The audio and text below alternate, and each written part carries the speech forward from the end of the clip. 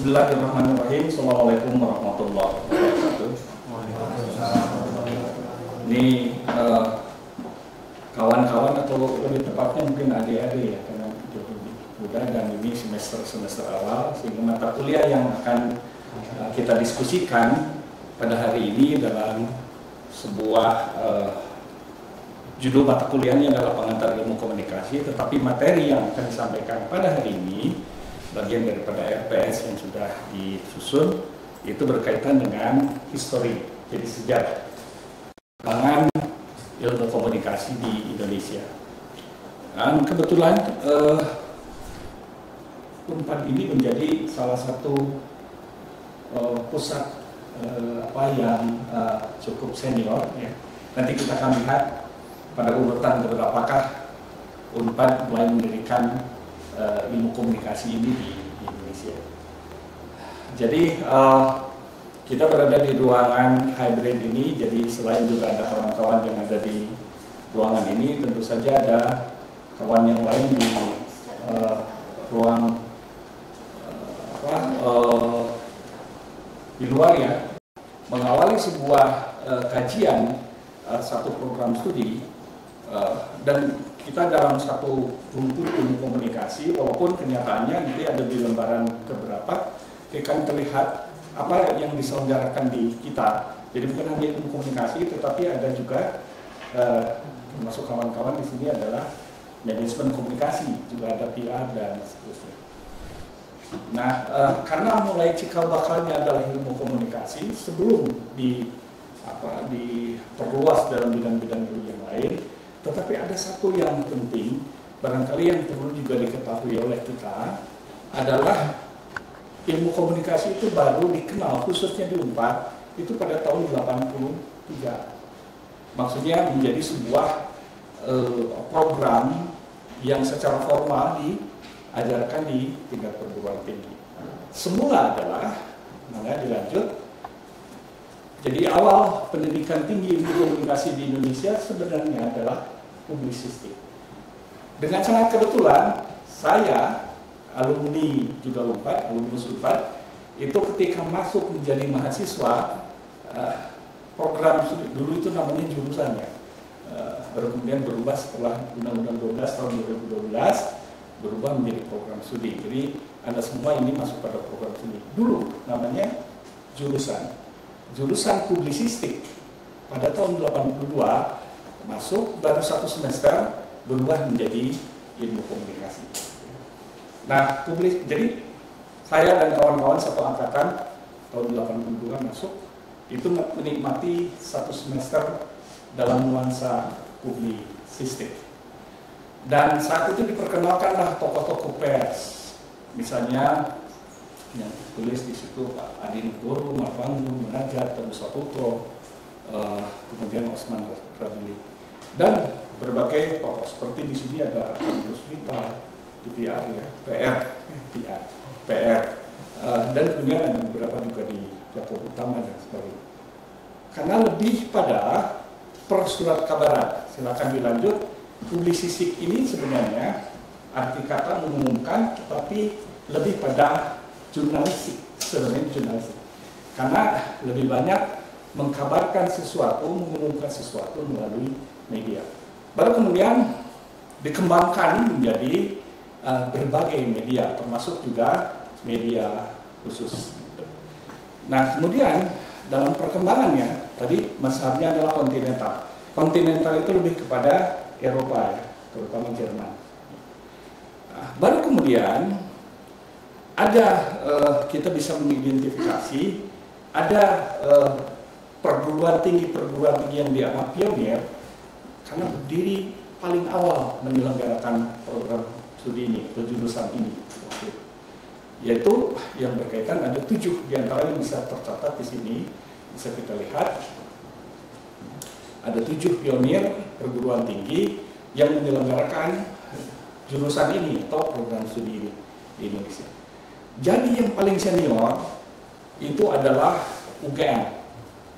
UGM lah yang pertama menyelenggarakan program studi ini, publisistik ini, tentu saja di Jogja pada tahun 49. yang merupakan cikal bakal Fakultas Ilmu Sosial dan Ilmu Politik. Nah, mulai berdirinya sudah terintegrasi, nanti ujungnya menjadi Fakultas Ilmu Sosial dan Ilmu Politik pada tahun 49. Nah, baru itu yang pertama. Yang paling senior adalah UGM tahun 49. Kemudian yang kedua, ternyata ini didirikan oleh swasta. Swasta ini yang satu-satunya yang paling senior. IISIP, Institut Ilmu Sosial Politik. Dulu namanya adalah Perguruan Tinggi Jurnalistik, PTD. Itu top of pers ayat Suku. Yang ada yang dari Jakarta di sini, yang terkenal itu adalah LA, Lenteng Agung. Di Lenteng Agung. Jadi ini kampus LA, Lenteng Agung. Ada juga yang University of New Jersey, apa? UNJ. New Jersey. Hebat di Jakarta itu. Ada LA, Lenteng Agung. Nah itu tahun 49 juga, jadi hampir setara dengan UGM yang negerinya ini swastanya. Lalu kemudian tahun 76 berubah menjadi Sekolah Tinggi Publistik, STP. Dan pada tahun 85 berubah menjadi IISIP. Itu kan senior yang kedua, jadi negeri dan swasta pada tahun yang sama. Silahkan lanjut. Yang ketiga adalah UI. Kita berharap ini urutan berapa nih kita? UI itu tahun 59. Dan disebut jurusan publisistik. Jadi pada Fakultas Hukum. Nah ini UI agak masuknya itu pada Fakultas Hukum dan Ilmu Pengetahuan Masyarakat. Tahun 76 berubah menjadi Departemen Ilmu Komunikasi Massa. Karena itulah ciri khas di UI itu dikembangkannya lebih kepada media.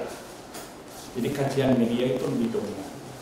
Baru kemudian tahun 81 berubah menjadi Departemen Komunikasi. Tetapi sesudah menjadi program studi sejak saat itu masih berada di bawah Fakultas Ilmu Sosial dan Politik. Oke, itu UI yang ketiga. Nah, yang keempat inilah UNPAD. Jadi UNPAD itu urutan keempat karena lahirnya lebih muda, yang jelas lebih muda daripada UI, lebih muda dari UGM. Yang perlu juga tambahan informasi, ITB itu adalah adik kandungnya dari UI. Jadi UI yang menyelenggarakan teknik maka dibukalah ITB di Bandung. ITB mau menyelenggarakan yang non teknik dibukalah UNPAD.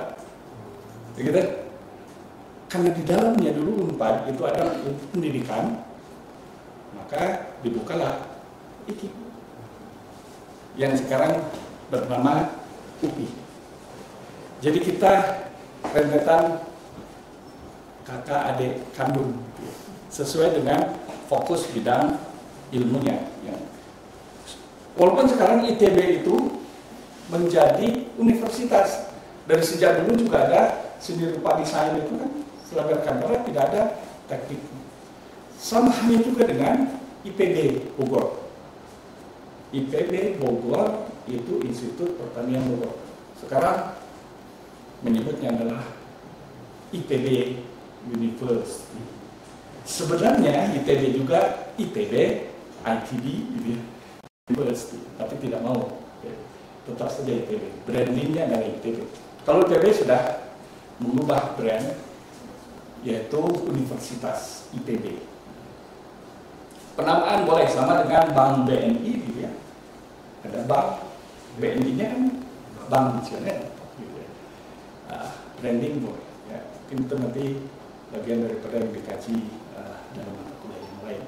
Nah, UNPAD 18 September tahun 60, dulu publisistik ini masih swasta.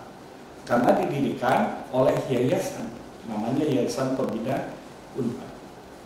Tahun 60. Jadi kalau tadi tahun 49, kemudian tahun 50-an, lalu kemudian kita tahun 60 yang kita bias natalis kita berdasarkan patokan kelahiran ini. Nah, kemudian 3 November 65 menjadi Fakultas Publisistik. Inilah yang menjadi penyebab sampai sekarang kita satu-satunya penyelenggara ilmu komunikasi di Indonesia, perguruan tinggi negeri, yang berada di bawah Fakultas Ilmu Komunikasi. Coba cek PTN ya, kalau PTS sudah banyak. PTS di Unisba, PTS Fakultas Ilmu Komunikasi. Di mana lagi? Ya, harus PR di Gunadarma dan sebagainya. Itu fakultas. Tapi yang lainnya berada di bawah Fakultas Ilmu Sosial dan Ilmu Politik. Kita satu-satunya belum ada pengganti. Waktu saya masih ingat, waktu itu kita berkeliling mengajak ke UI, ke UGM, ke UNHAS untuk mengajak, mari kita membentuk satu ikatan fakultas di ilmu komunikasi. Tapi masing-masing punya kebijakan sendiri. Jadi UI misalnya masih tetap ingin di bawah FISIP. Sama juga dengan UGM. Ya, ini kita satu-satunya yang negeri Fakultas Ilmu Komunikasi. Karena tahun 65 itu Fakultas Publisistik. Nah, ini tahun 83 inilah yang berubah menjadi Fakultas Ilmu Komunikasi. Dari publisistik berubah tahun itu. Di mana saya menikmati dua alam itu, alam publisistik dengan alam komunikasi. Walaupun publisistiknya yang dinikmati satu semester saja. Karena masuk itu kan Agustus biasanya, baru kemudian berubah itu di tahun depannya. Berubah tahun 83, berubah menjadi komunikasi. Dan pada saat itu terjadi semacam negosiasi nama di kita itu, termasuk singkatan fakultasnya. Pernah diusulkan FIK, nah, itu berbeda nanti kesamaannya ada dengan kedokteran atau kepolisian, hingga akhirnya ujungnya Vkom yang dipilih. Karena kita satu-satunya fakultas, sehingga kitalah yang kemudian diikuti oleh perguruan tinggi sekian ratus, nanti kita lihat data tahun kemarin, itu menjadi fakultas, nama singkatannya adalah Vkom. Fakultas Ilmu Komunikasi yang negerinya hanya satu-satunya. Itu tahun 83 kita mengubah diri nama dari FAPU, Fakultas Publisistik, menjadi Fakultas Ilmu Komunikasi. Lanjut. 5, 6, 7. Adik kita yang berikutnya adalah Visipol. Jadi tidak ada ilmu komunikasi. Vkom tidak, tapi di bawah FISIP. Kemudian Mustopo Beragama, Universitas Profesor Dr. Mustopo Beragama. Ini brand. Nama beragama ini memang nama perguruan tingginya. Jadi bukan hanya satu-satunya universitas yang beragama, yang lain tidak beragama gitu ya. Bukan, ini memang nama. Profesor Mustopo itu adalah dosen kita, dosen bahkan disebutnya adalah Bapak Publisistik. Sudah dideklarasikan oleh kita Bapak Publisistik. Jasanya luar biasa. Dulu kita ini waktu publisistik berubah jadi ilmu komunikasi itu mau dilebur ke FISIP. Bahkan mau hilang. Tapi jasa beliau lah yang kemudian dengan Pak Onong Uhyan Effendi itu kemudian datang ke Jakarta dan akhirnya ke kementerian dan akhirnya berhasil dipertahankan ilmu komunikasi itu menjadi satu-satunya fakultas berada di kita. Beliau sendiri adalah dosen kedokteran gigi. Beliau seorang tentara. Beliau seorang tokoh waktu perjuangan Surabaya itu, Pak. Bung Tomo itu, beliau salah satunya. Beliau seorang tentara itu. Keilmuannya macam-macam. Dari itu rumahnya di Jalan Dago ya. Itu kalau berderet nama gelarnya itu bisa sampai 2 baris gelar akademiknya dan spesialisasinya gitu ya. Nah, itulah kebanggaan kita, Profesor Mustopo. Ini mendirikanlah universitas itu pada tahun 62 Fakultas Publisistik. Jadi ini adik kandung kita juga. Lalu yang terakhir adalah Undip Semarang di Penogoro. Katanya Undip dengan Unpad itu mirip-mirip sama gitu. Undip Unpad di Penogoro dengan di Pati Ukur gitu ya. Kita ada di sana. Untung kita pindah ke Jatinangor sehingga disebut Jatinangor itu Unjat, Universitas Jatinangor. Baik, nah itu kira-kira rentetan sejarah atau historis sebelum kita menjadi ilmu komunikasi. Maka yang mendahului namanya adalah publisistik. Orientasi kita adalah ke Eropa. Nah, terutama itu adalah Jerman. Pada saat itu yang berperan di sini, yang menjadi dekan adalah lulusan Jerman. Pernah mengenal Profesor Astrid S. Susanto? Belum. Buku-bukunya beredar pada saat itu. Saya masih menikmati pada saat itu karena beliau masih ada dan beliau sering itu. Pernah jadi salah satu deputi di Bappenas. Alumni kita juga ada yang bekerja di Bappenas di bawah beliau. Beliau sangat betul-betul memperjuangkan keberadaan kita ini. Itu dari sisi beliau sebagai seorang juga akademisi sekaligus juga seorang teknokrat, birokrat juga. Nah, Prof. Astrid, lulusan Jerman. Beliau lulusan doktornya Jerman dan kemudian publisistik itu dikembangkan melalui buku-buku, terutama filsafatnya. Salah satu ciri dari perkembangan di Eropa keilmuan itu dominan filsafat itu di wilayah Jerman, ya, Eropa.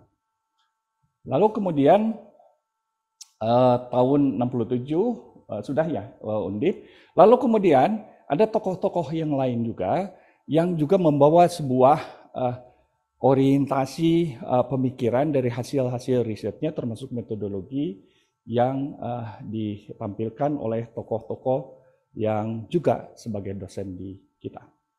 Baik, lanjut. Nah, ini data tahun kemarin. Saya mencoba hari kemarin dari beberapa hari yang lalu itu sedang bermasalah di pangkalan data. Jadi ini tidak bisa dibuka kondisi existing tahun sekarang.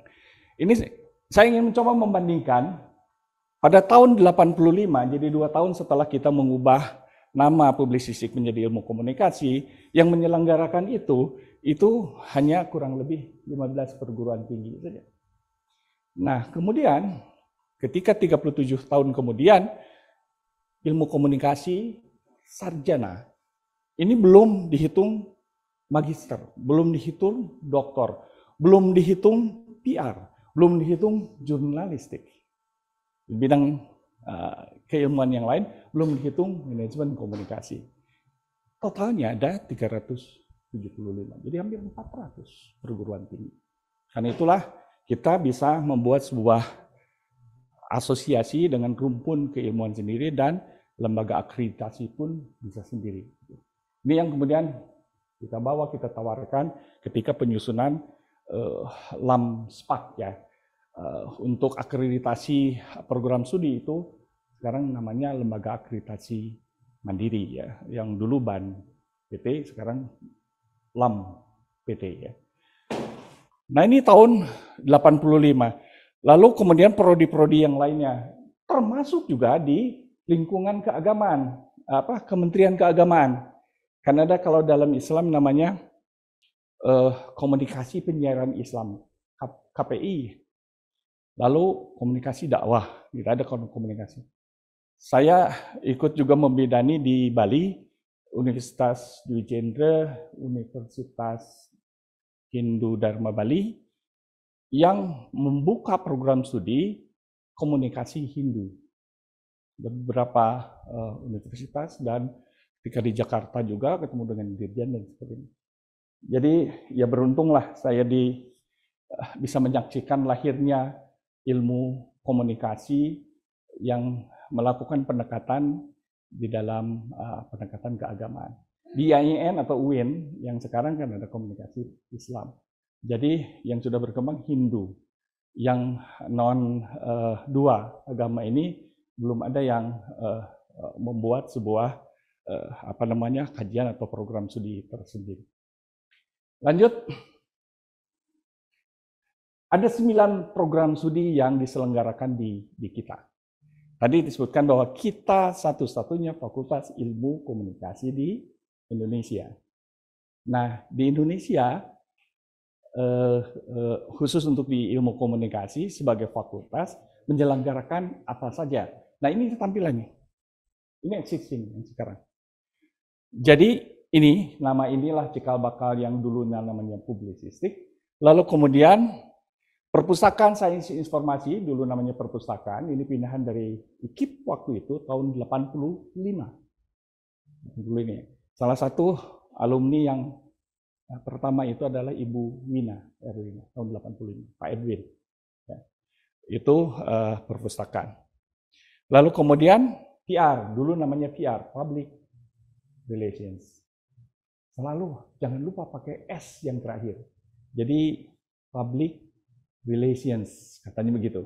Ya, S-nya jangan lupa.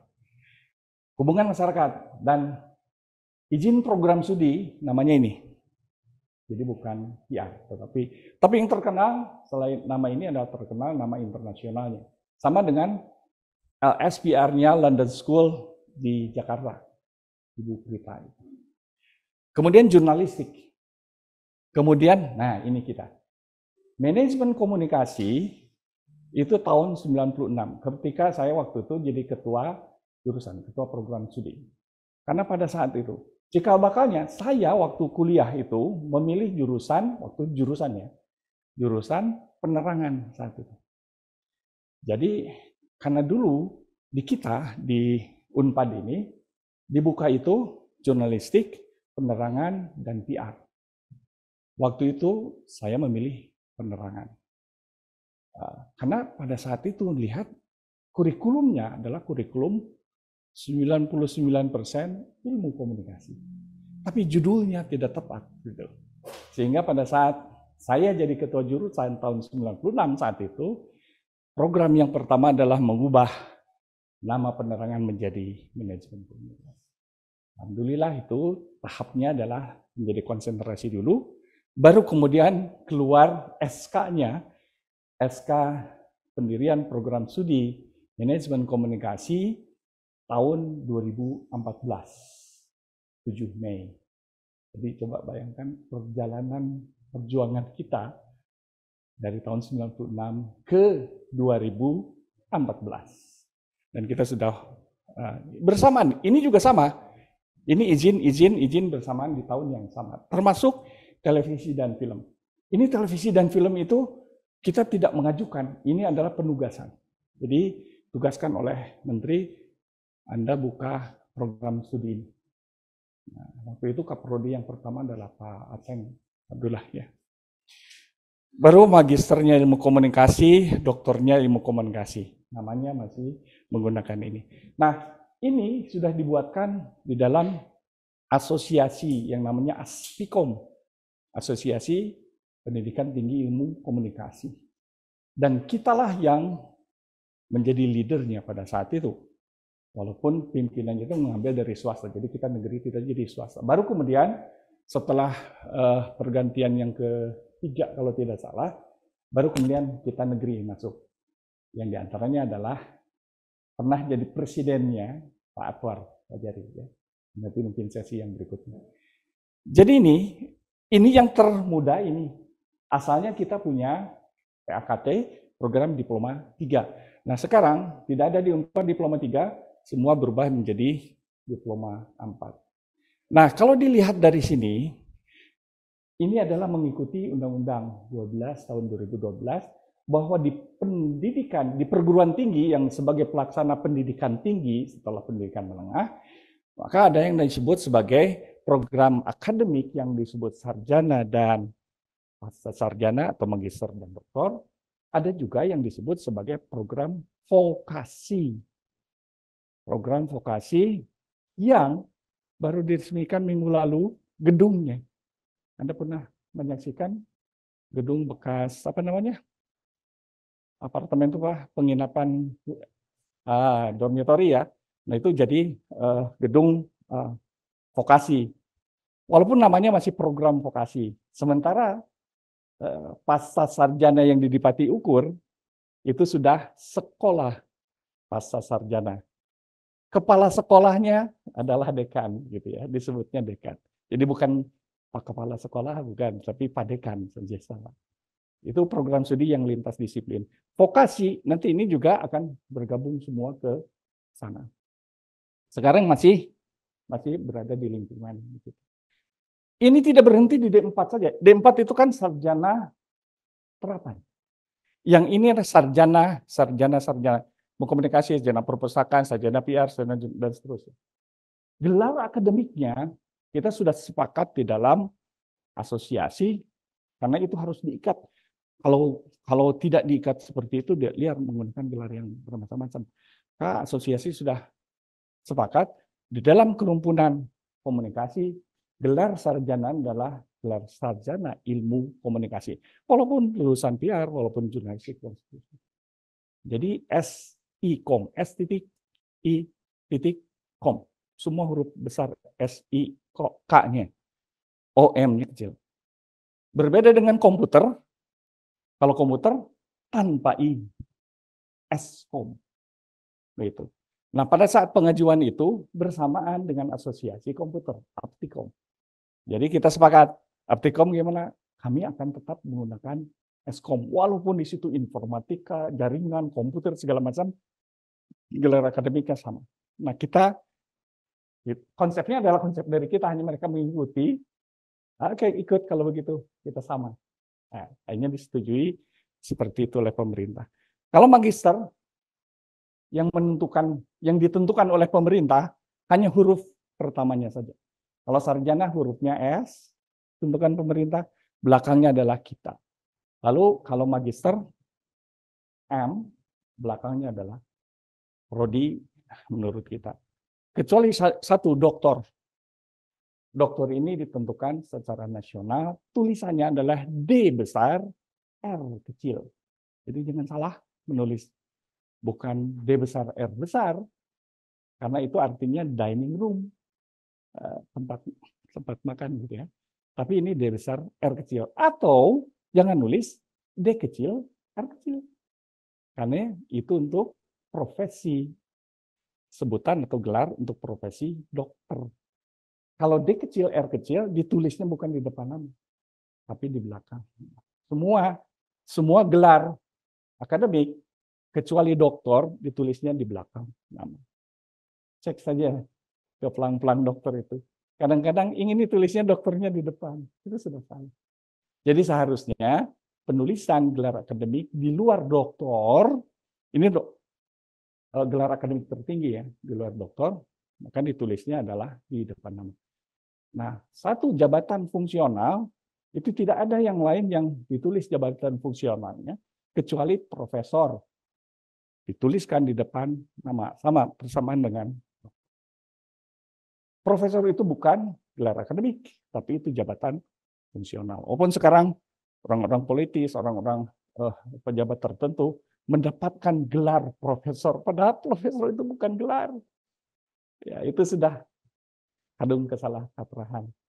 Dan kesalahkaprahan yang dibuat dalam sebuah permen. Itulah kritik itu terhadap pembuat permen itu. Oke ya, jadi ini ada 9. Dan ini menjadi acuan juga secara nasional. Karena beberapa perguruan tinggi yang lain hanya ini. Bagaimana dengan humas, jurnalistik, dan seterusnya? Itu sebagai konsentrasi dari ini. Sama seperti kita masa lalu.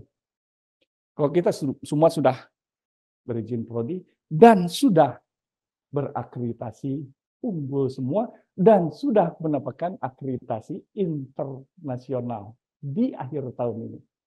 Jadi kita cukup bangga. Unpad pada saat itu, saya kebetulan sekarang tugaskan di penjaminan mutu. Jadi pada saat itu target Unpad itu 40 akreditasi internasional. Kita masih kekurangan 4 waktu. Begitu ada informasi, Vkom keluar semua program studinya terakreditasi internasional. Gitu. Jadi ditambahkan dengan 7 ke situ, jadilah 44. Nah, italah penyelamat di ujung tahun ini, akreditasi internasional. Target berikutnya adalah 50, internasional, program studi internasional, dan kita perkirakan bisa sampai 90. Dan beberapa juga, termasuk semua ini program studi sudah kita, kecuali ini kalau nggak salah, saya lupa kemarin itu masuk, tidak termasuk. Oke, internasional sudah. Hanya kita kemudian tinggal. Baik, lanjut. Saya masih ada, tolong diingatkan saja kalau waktunya sudah lewat ya, karena nanti ada proses diskusi ya, dipersilahkan Anda untuk bisa menunjukkan pertanyaan. Saya sedikit lagi saja ada dua hal yang ingin saya tambahkan berkaitan. Yang pertama adalah kaitan dengan mazhab riset. Yang kedua adalah rumpun. Ini juga supaya kita satu frekuensi yang sama, satu persepsi yang sama. Mazhab, satu orientasi. Tadi disebutkan publisistik itu mazhab kontinental. Itu standar yang dibuatkan oleh perguruan tinggi atau secara internasional. Nah, saya mengajukan mazhab ini berdasarkan meta riset Unpad. Nah, mazhab ilmu komunikasi di Indonesia dengan mengajukan hasil riset di Unpad, kita menemukan ada 3 mazhab utama. Mari kita lihat berdasarkan perkembangan per tahun. Silakan. Nah ini, kecil, mudah-mudahan bisa terbaca ya. Oh, terbaca di sini.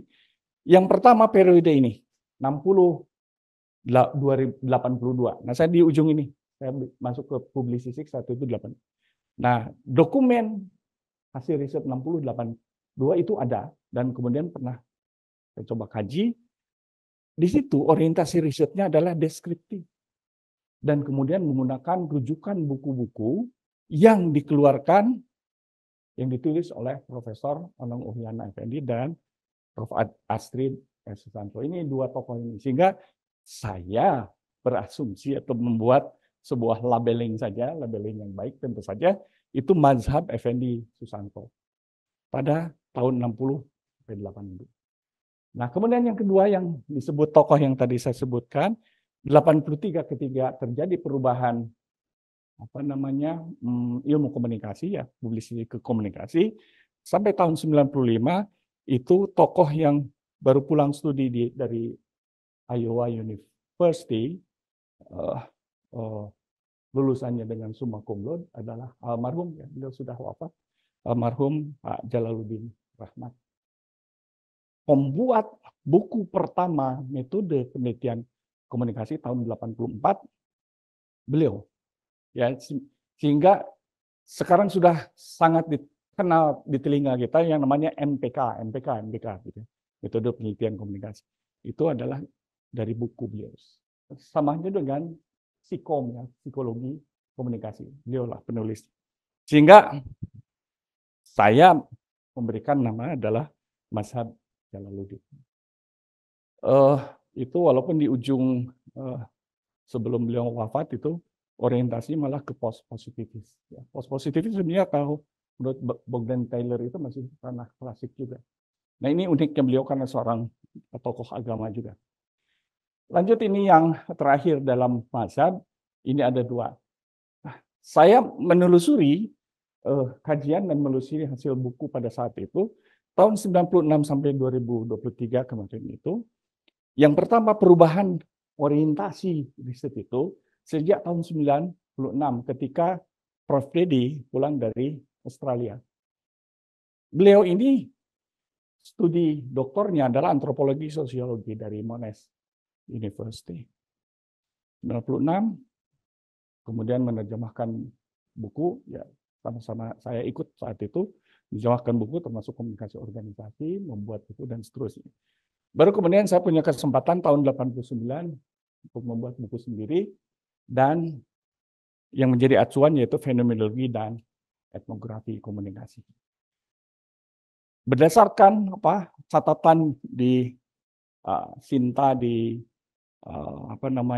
sitasi gitu, bahwa rujukan buku beliau dan kebetulan 2 buku ini juga termasuk yang citasinya tinggi. Sehingga saat itu membawa sebuah arah. Dulu di kita ini lebih orientasi positivistik ya. Sekarang sudah mulai kualitatif. Banyak yang melakukan penelitian kualitatif. Saya menyebut mazhabnya adalah menggabungkan nama saya dengan beliau ya. Jadi, baik itu berkaitan dengan mazhab. Satu yang terakhir, mengenai rumpun ilmu komunikasi.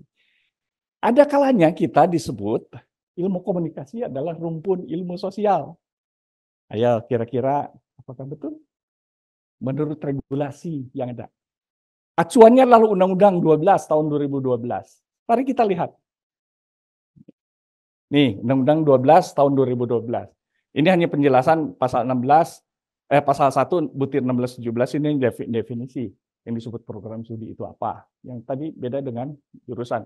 Maka itu jangan kemudian menyebut jurusan lagi karena sudah diubah namanya menjadi program studi. Jurusan itu ada yang bahkan disebut nama lain yang sejenis. Di kita sudah sepakat, itu kebetulan saya ditugaskan waktu menjadi wakil rektor bidang akademik ya tahun 2012 sampai 2015 itu mengubah tidak lagi menggunakan kata jurusan tapi departemen. Sekarang masih digunakan. Nah, departemen sama nama lain yang sejenis. Fungsinya berbeda. Kalau ini program studi dengan definisi seperti ini. Termasuk juga pendidikan vokasi yang tadi saya ceritakan. Nah, lembaran berikutnya mangga dibuka. Lembaran berikutnya apa yang disebut sebagai rumpun, ya, kumpulan sejumlah pohon cabang ranting pengetahuan disusun secara sistematis. Oke. Kita lewat. Oh ini ada rumpunnya ada 5-6 ya. Ada 6 rumpun. Berdasarkan Undang-Undang 12 ini, ada rumpun ilmu agama, humaniora, kita mengenal juga rumpun humaniora, rumpun ilmu sosial, dan ini yang seringkali dikategorikan di sini ilmu alam, ada ilmu formal dan ilmu terapan. Mari kita lihat ya definisi satu-satu mungkin tidak cukup waktunya. Kita terus di lembar berikutnya. Ini rumpun ilmu agama, ini penjelasannya. Lanjut ke, nah, humaniora diantaranya adalah sejarah, ilmu bahasa, sastra, ilmu seni, panggung, ilmu seni rupa. Itu humaniora. Lanjut. Nah, ilmu sosial. Coba cek sekarang. Adakah di sini ada bidang komunikasi? Nggak ada. Coba lihat di sini. Malah sosiologi, psikologi, itu sosial. Antropologi, ilmu politik, arkeologi, ilmu wilayah, ilmu budaya, ilmu ekonomi, dan geografi. Komunikasi bukan masuk ilmu sosial. Lanjut. Ilmu alam sudah jelas lah. Kalau ilmu alam, eksakta ya. Alam antara lain angkasa, kebumian, biologi, kimia, fisika. Dan keilmuan yang lainnya. Lanjut. Ilmu formal. Ini yang komputer, ilmu formal. Yang formal teoretis. Komputer, logika, matematika, statistika, dan sistem. Nah, inilah yang terakhir adalah klik satu lagi ilmu terapan. Bahwa disebutnya adalah antara lain, artinya tidak terbatas hanya ini gitu ya. Tidak ada bidang ilmu yang lain. Perencanaan, bisnis, pendidikan, teknik, kehutanan, lingkungan, keluarga, konsumen, kesehatan, olahraga, jurnalistik, media massa, komunikasi, hukum, perpustakaan, pemusiuman, militer, administrasi publik, pekerja sosial, dan transportasi. Jadi, kalau dibuat kategori berdasarkan acuan hukum, maka kita sebenarnya termasuk dalam ilmu terapan. Gitu ya, supaya kita tahu posisi. Nah, pengembangannya tentu saja karena nilai-nilai aplikatifnya keilmuan kita itu sangat-sangat betul harusnya dominan. Maka saya merasa luar biasa bangga. Mereka, para lulusan, para mahasiswa, kalau sudah berperan pada tingkat perguruan tinggi, atau paling tidak pada tingkat rektorat misalnya, tingkat Unpad, itu kalau sudah digabungkan dengan mahasiswa yang lain, kelihatan kok menonjolnya.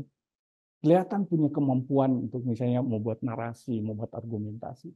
Karena mereka tuh biasanya terlatih untuk memberikan sebuah keterampilan-keterampilan tertentu yang itu diimplementasikan di dalam sehari-hari. Maka wajar kalau kemudian ilmu kita ini adalah ilmu terapan. Gitu. Baik, saya kira itu saja. Mudah-mudahan tidak melewati waktu yang tersedia, tetapi saya akan memberikan kesempatan kepada kawan-kawan yang di sini, di ruangan sini, termasuk juga yang di ruang di awan sana, gitu ya, melalui daring. Silakan mengajukan pertanyaan. Oke, 15 menit ya. 15 menit untuk tanya jawab. Nah, tadi berarti saya 45 menit. Sudah pas. Silakan. Siapa yang akan mengajukan pertanyaan? Biasanya kalau bercerita tentang sejarah, kita agak malas. Kalau tidak diceritakan, kita tidak tahu akan ilmu alamnya. Silakan. Ya Pak. Sebutkan nama dulu ya. Ya Pak, Assalamualaikum warahmatullahi wabarakatuh. Waalaikumsalam. Saya Kresna Jayakarna, NPM 055. Panggilannya? Kresna Pak. Kresna, oke. Jadi sebagai mahasiswa baru, saya perlu hal yang spesifik tentang penerapan public relation sama manajemen komunikasi nih. Sebelumnya kan sebelum saya masuk ke kampus ini, Ya. memang sebenarnya kelihatannya irisannya tipis banget tuh antara hubungan masyarakat dengan Ya. manajemen komunikasi. Yang membedakan sehingga mereka jadi prodi sendiri tuh apa ya Pak? Ya. Mungkin itu dulu pertanyaan saya. Terima kasih. Baik, tadi saya selintas menceritakan bahwa manajemen komunikasi itu cikal bakalnya dari ilmu penerangan. Oke. Padahal kurikulum yang mendesain kurikulum saat itu adalah almarhum Pak Jalaluddin Rahmat. Kurikulumnya adalah tentang ilmu komunikasi. PR lain lagi. Itu judul-judulnya lebih banyak relation internal, hubungan eksternal dan seterusnya. Nah, kemudian dalam perkembangan keilmuan sendiri, penerangan itu tidak punya rujukan buku referensi yang bisa digunakan, kecuali Departemen Penerangan. Gus Dur waktu itu membubarkan Departemen Penerangan tahun berapa ya waktu Gus Dur jadi presiden.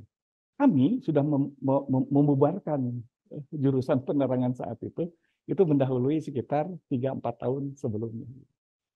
Nah, sehingga kenapa ini menjadi perlu? Karena itu harus punya wadah yang bernama ilmu komunikasi yang jelas pembedanya dengan public relations. Jadi namanya juga public relations atau hubungan masyarakat.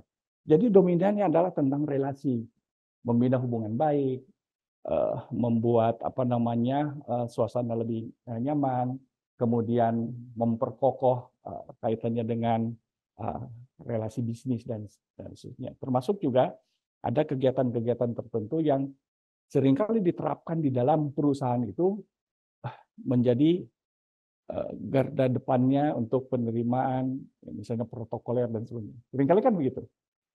Nah, kebetulan tahun 96, pada saat itu tren sedang berubah. Salah satunya adalah terinspirasi di Antv kalau saat itu. Lihat Antv.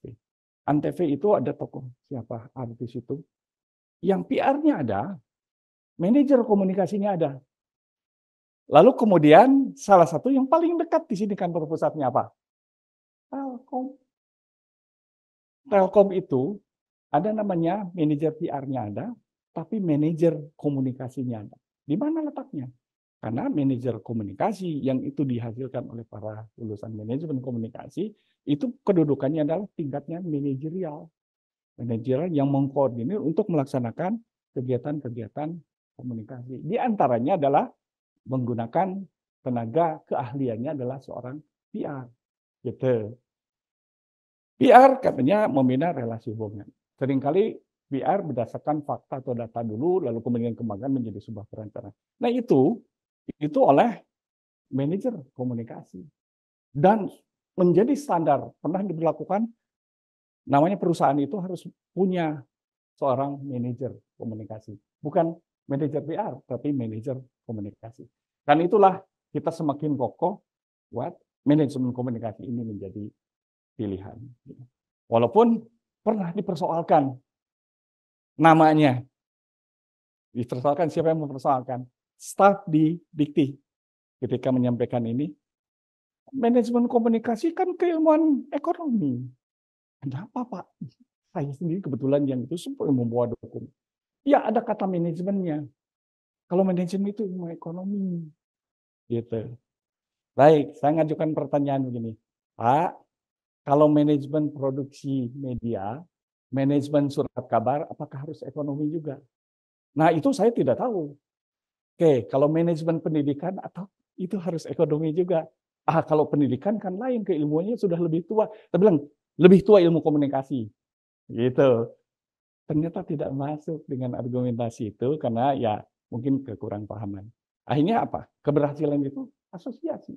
Jadi bergerak dulu membuat sebuah asosiasi dan kita motornya di sini.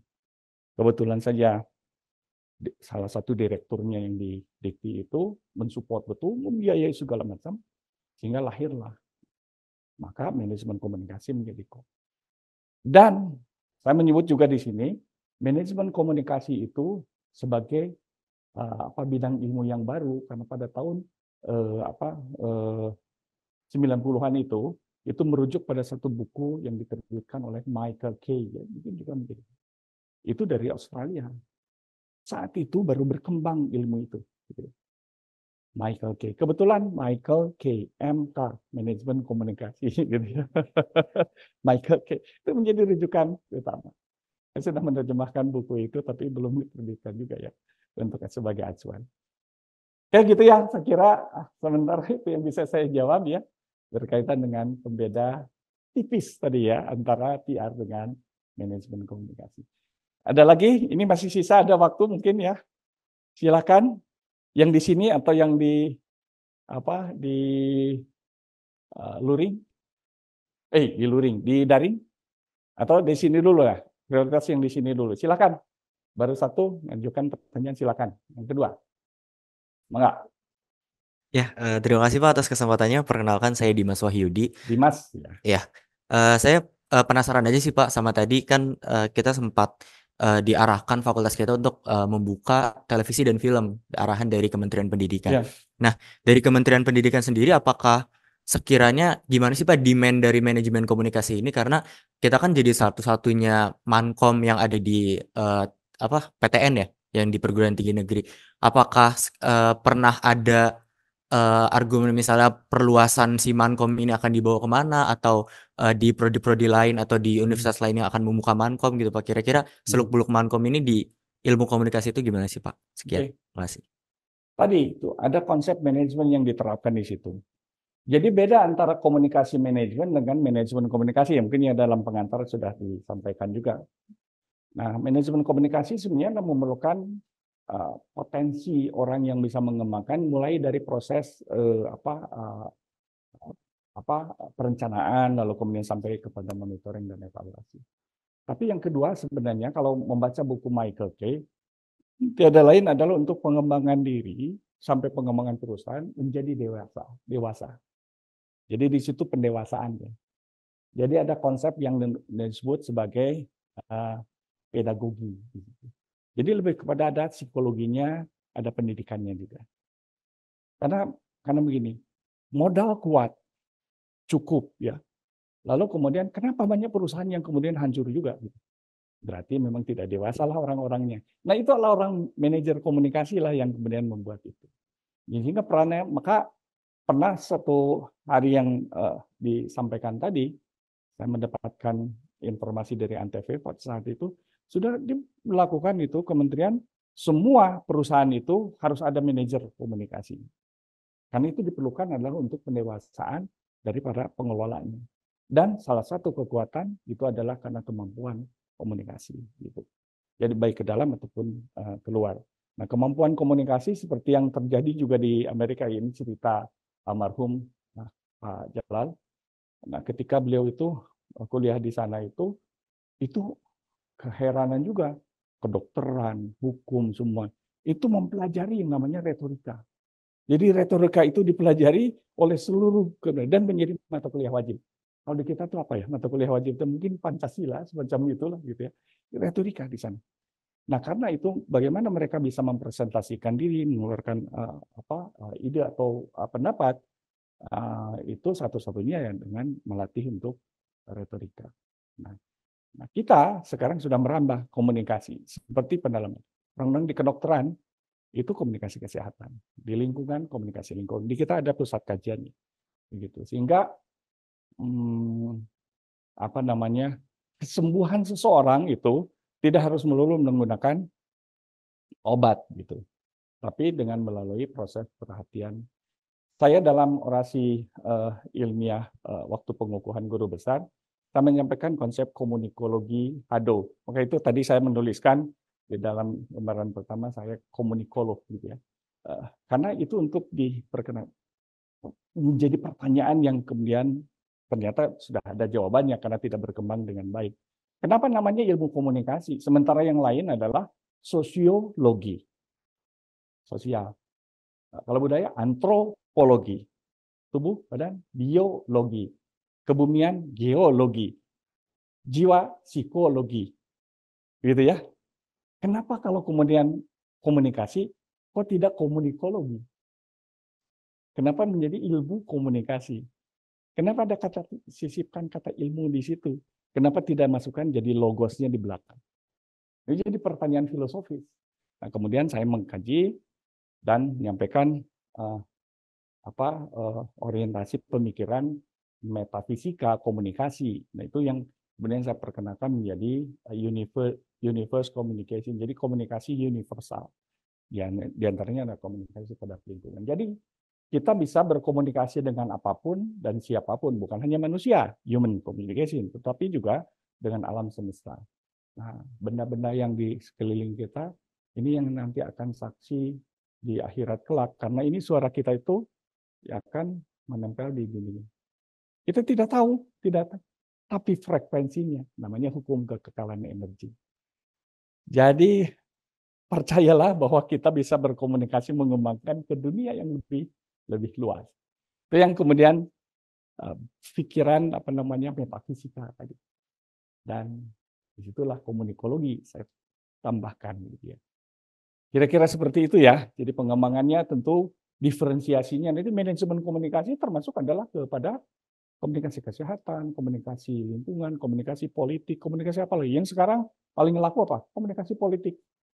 Gitu. Karena dalam masa pilpres gitu ya, atau pileg. Banyak yang akhirnya berhasil karena menjadi komentator. Tapi biasanya kalau komentator itu lebih ahli daripada pemainnya sendiri gitu ya. Seperti komentator sepak bola, wah rasanya lebih hebat loh gitu. Kenapa tidak ini ke sini. Tapi kalau suruh main belum tentu juga gitu. Tapi paling tidak ada bagian-bagian orang tertentu yang memulai pemikirannya, ada juga melalui tenaganya dan seterusnya. Itu pembagian kerja kalau dalam organisasi division of work-nya, dan itu bisa berjalan masing-masing. Siapa yang mengatur semua itu? Manajer komunikasi. Gitu ya. Nanti mungkin dalam diskusi dalam mata kuliah manajemen komunikasi itu bisa dikembangkan. Oke, sudah cukup. 5 menit lagi. Simpulan, baik. Saya kira ini closing statement saja ya, karena tadi sudah ada, walaupun hanya cukup untuk 2 orang penanya. Jadi begini, mempelajari ilmu komunikasi dalam mata kuliah pengantar ilmu komunikasi ini perlu diberikan sebuah pemahaman kaitannya dengan prinsip-prinsip dasar. Bagusnya sih dengan filsafat, tetapi karena ini untuk pengetahuan dasar, maka pendekatan yang lebih tepat itu adalah history, ya, jadi sejarah. Kadang orang malas mendengarkan sejarah atau membaca sejarah, tapi justru karena sejarah itu tahu kita positioning, tahu bahwa semula mungkin tidak mengenal tadi kata publisistik, tapi kemudian tahu bahwa ini ternyata kita di sini yang berasal kampusnya itu sendiri hanya bagian daripada aula ya, Granus, itu di belakangnya itu dekat WC. Kita hanya punya beberapa ruangan di situ. Sekarang sudah punya gedung yang luar biasa, ada 6 bangunan utama. Gitu ya. Jadi perkembangannya ya cukup lama dan kemudian cukup serius kita kembangkan. Gitu. Jadi mempelajari ilmu komunikasi, yakinkan kepada diri Anda bahwa pilihan Anda tidak salah bidang ini yang Anda pilih. Termasuk juga kalau Anda memilih manajemen komunikasi, yakinkan bahwa itu adalah pilihan yang terbaik.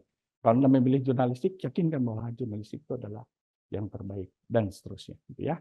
Saya kira itu kuncinya. Saya kira itu juga closing statement-nya. Terima kasih. Assalamualaikum warahmatullahi wabarakatuh. Ya, sangat.